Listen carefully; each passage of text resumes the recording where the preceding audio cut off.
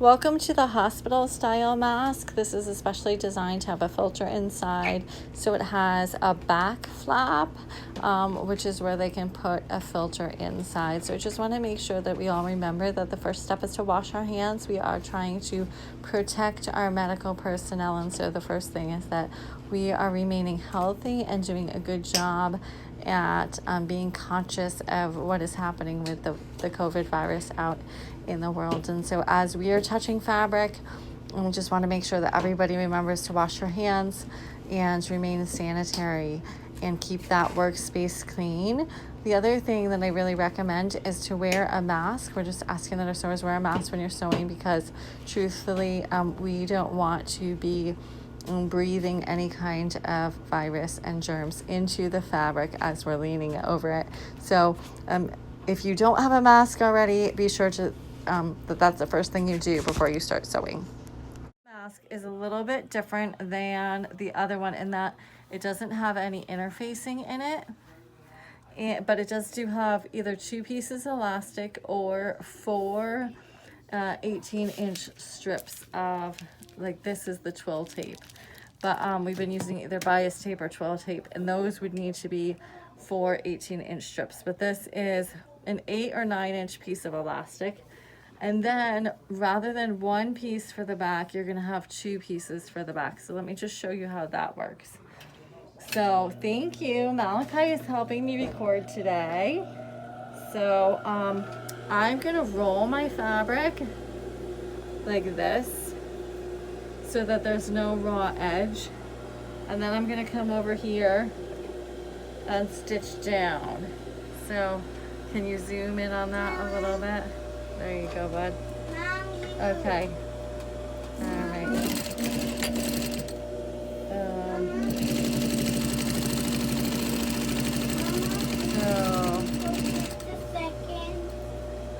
All right.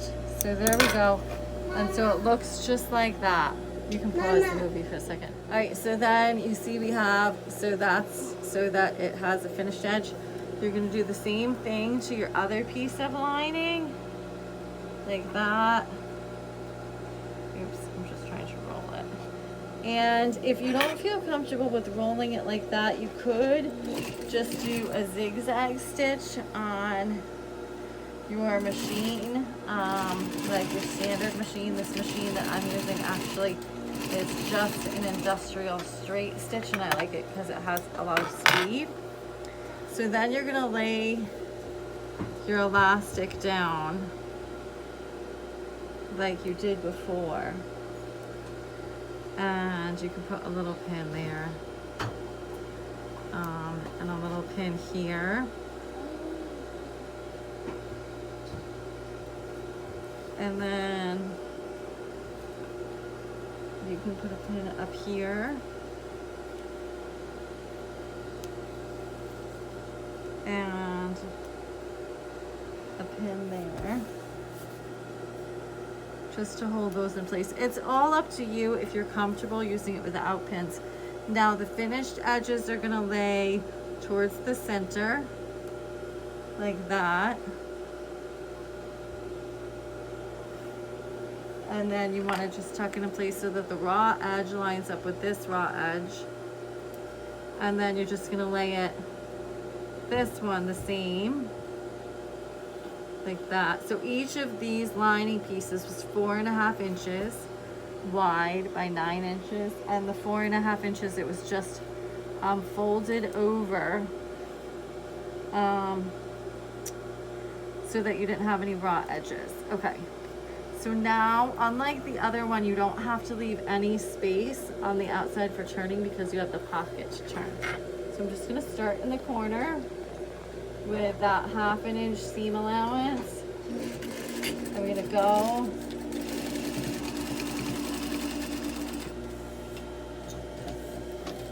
and I'm gonna turn.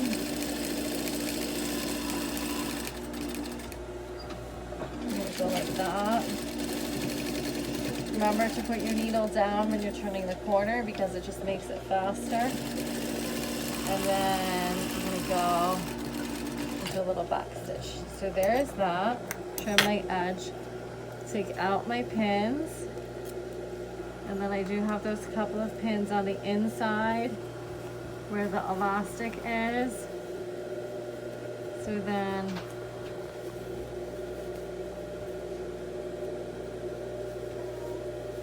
so there's my pocket.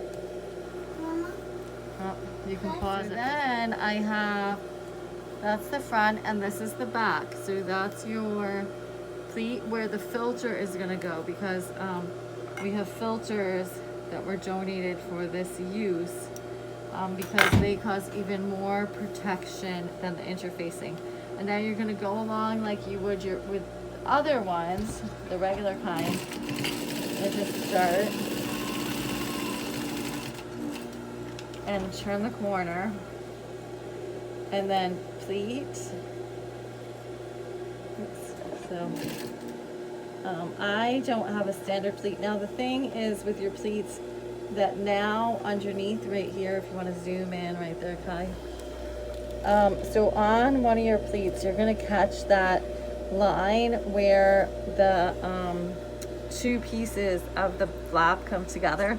So just try and catch it where you can turn it under so you're not stitching right on top of it, which might mean that the bottom pleat turns a little lower. But we'd rather have that than you struggling to go up and over a lot of layers of fabric. So then I'm going to turn again.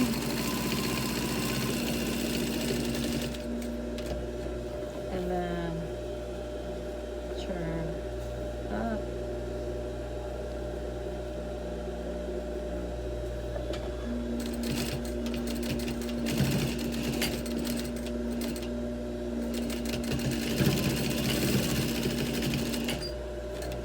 Okay.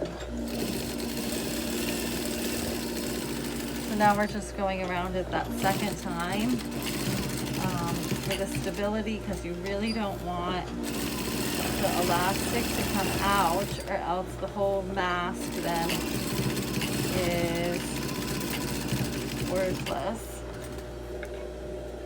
And then I'm just going to measure my 3-inch darts. So what I do is I have a tape measure on the end of the sewing machine. So that's the 3 inches. I fold there and have a tiny little, I say it's about a 3/8 dart. Okay.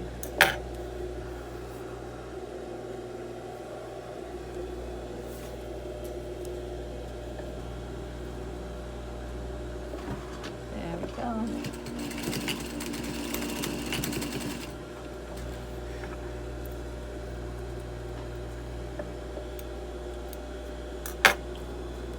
And there you go, the mask is finished, just like that.